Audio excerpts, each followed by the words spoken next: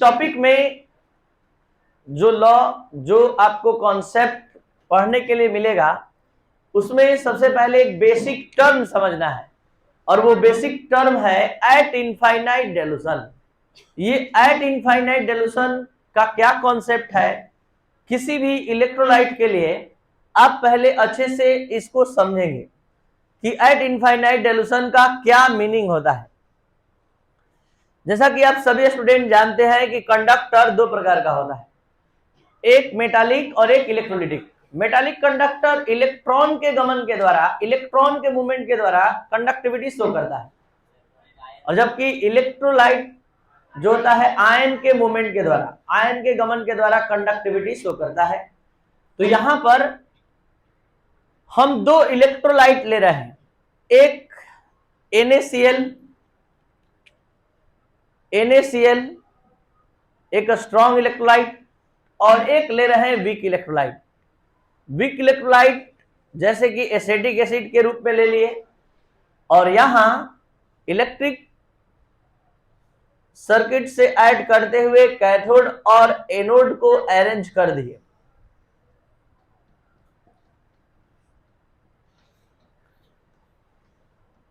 तो जैसे ही करंट का फ्लो होगा, यहां ये NaCl अपने कंपोनेंट आयन में डिसोसिएट हो जाएगा Na+ और Cl-, और इस आयन के मूवमेंट के द्वारा जो कंडक्टिविटी दिखाना होगा, प्रदर्शित करना होगा, प्रदर्शित कर देगा। लेकिन इस वाले में क्या है कि जैसे ही करंट का फ्लो होगा, ये कंडक्टिविटी का मान तो शो करेगा ही, लेकिन इसके साथ क्या है कि अगर हम इसमें वाटर ऐड करें तो कंडक्टिविटी के मान में कोई इंक्रीजमेंट नहीं आएगा, कोई परिवर्तन नहीं आएगा, क्योंकि एक स्ट्रॉन्ग इलेक्ट्रोलाइट है और स्टार्टिंग में ही जितना कंडक्टिविटी दिखाना है आयन के मूवमेंट के द्वारा दिखा देता है। वीक इलेक्ट्रोलाइट के साथ ऐसा बात नहीं है। इसमें अगर हम अभी 100 ग्राम वाटर डालेंगे तो ये और ज्यादा आयन में डिसोसिएट होगा, और ज्यादा आयन के मूवमेंट के द्वारा ये कंडक्टिविटी उससे भी ज्यादा दिखाएगा। तो सपोज दैट 100 ग्राम वाटर के एडिशन से इसका मोलर कंडक्टिविटी का वैल्यू है 5 ओम पर पावर -1 Cm² मोल पर पावर -1। अब हम 300 ग्राम वाटर फिर से ऐड कर रहे हैं, तो हम क्या देख रहे हैं कि इसका कंडक्टिविटी बढ़कर और 25 ओम पर पावर -1 Cm² मोल पर पावर -1। मतलब हम ये समझा रहे हैं कि लगातार हम वाटर के एडिशन का काम जारी रखे हैं, लगातार इसमें जल की मात्रा बढ़ाते जा रहे हैं, ऐड करते जा रहे हैं। तो ये अपने कंपोनेंट आयन में डिसोसिएट हो रहा है और उसके मूवमेंट के द्वारा कंडक्टिविटी के मान में लगातार बढ़ोतरी, इंक्रीजमेंट करते जा रहा है। जबकि स्ट्रॉन्ग इलेक्ट्रोलाइट एक बार में जितना डिसोसिएट हो गया, जो कंडक्टिविटी दिखाना है दिखा दिया। लेकिन इसके साथ क्या है कि हम जैसे जैसे डाइल्यूट करते जा रहे हैं, पानी मिलाते जा रहे हैं, वाटर ऐड करते जा रहे हैं, कंडक्टिविटी का मान बढ़ते जा रहा है। तो ये वाटर के एडिशन का काम तब तक जारी रखेंगे जब तक कि कंडक्टिविटी के मान में कोई चेंजिंग होना बंद ना हो जाए। तो लगातार हम वाटर मिलाते जा रहे हैं। एक ऐसी स्थिति आती है, एक ऐसा कंडीशन आता है जहां वाटर के एडिशन पर इसके कंडक्टिविटी का मान का बढ़ना बंद हो जाता है।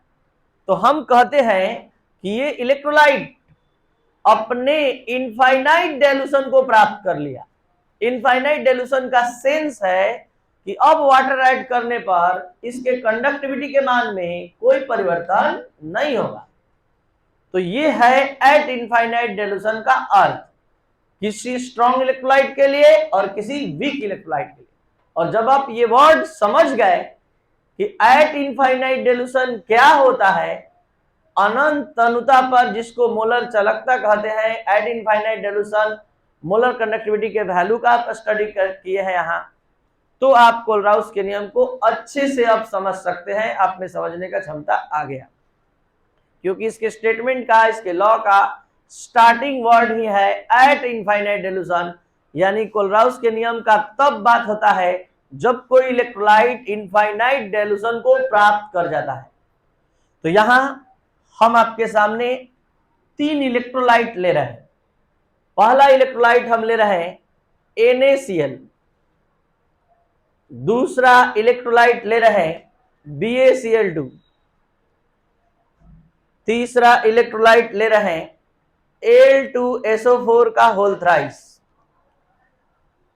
3 राउंड आपको समझने के लिए मिलेगा मोलर कंडक्टिविटी का ये नियम, SO4 का होल थ्राइस।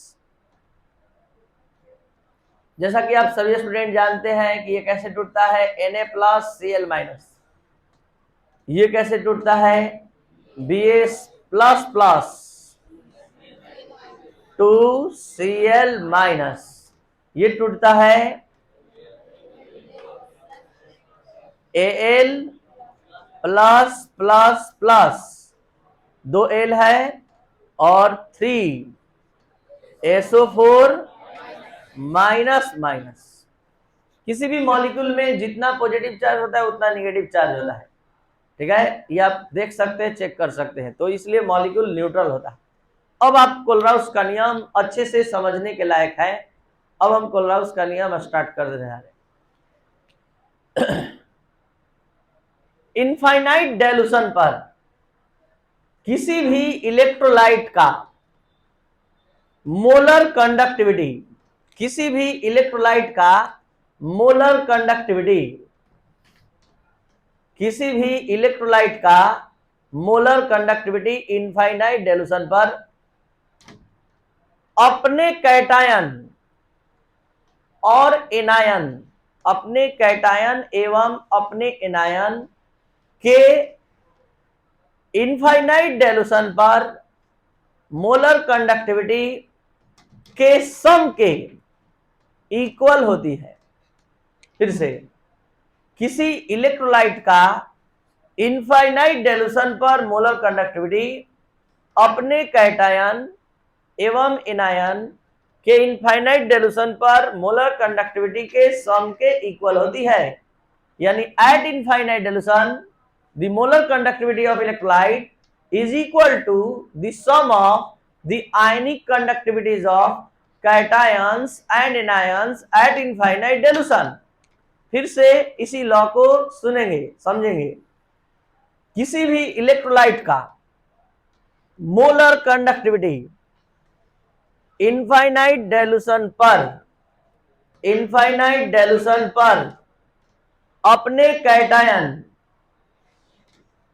एवं एनायन के मोलर कंडक्टिविटी के सम के इक्वल होती है। The molar conductivity of any electrolyte at infinite dilution is equal to the sum of the ionic conductivities of cations and anions at infinite dilution। Last round, किसी भी electrolyte का molar conductivity infinite dilution पर अपने cations और anions के आयनिक conductivity के सम के equal होती है। The molar conductivity of any electrolyte at infinite dilution is equal to the sum of the ionic conductivities of cations and ionic conductivities of anions at infinite dilution। इस 3 example के बल पर एक formula develop हो रहा है और वो फॉर्मूला है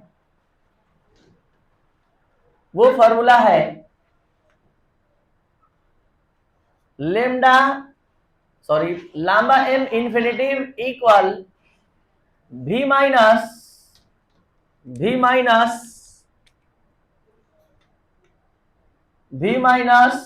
lambda minus infinity, v plus lambda plus infinity plus v minus lambda minus infinity. अब आपको समझना है कि इसमें कौन सा टर्म क्या है। जैसे लैम्बा एम इंफिनिटिव आप सभी स्टूडेंट समझ रहे हैं, मोलर कंडक्टिविटी है इलेक्ट्रोलाइट का। लेमडा प्लस कैटायन की आयनिक कंडक्टिविटी है इनफाइनाइट डाइल्यूशन पर। लेमडा माइनस आयनिक कंडक्टिविटी है एनायन का इनफाइनाइट डाइल्यूशन पर। तो v प्लस क्या है, number of cations, v minus क्या है, number of anions.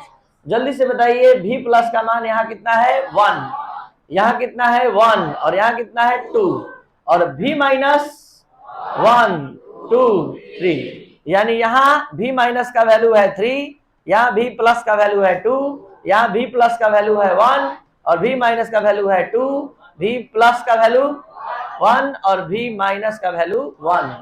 V plus क्या है, नंबर ऑफ कैटायंस, और V माइनस क्या है। तो ये है आपका कोलराउस लॉ। लास्ट बार एक बार फिर से सारे एग्जाम्पल को एक नजर में देखते हुए, the molar conductivity of any electrolyte at infinite dilution is equal to the sum of ionic conductivities of cations and anions at infinite dilution। फिर से, the molar conductivity of electrolyte at infinite dilution is equal to the sum of the ionic conductivities of cations and anions at infinite dilution। ठीक है, इस ढंग से आप Kohlrausch law को explain करें।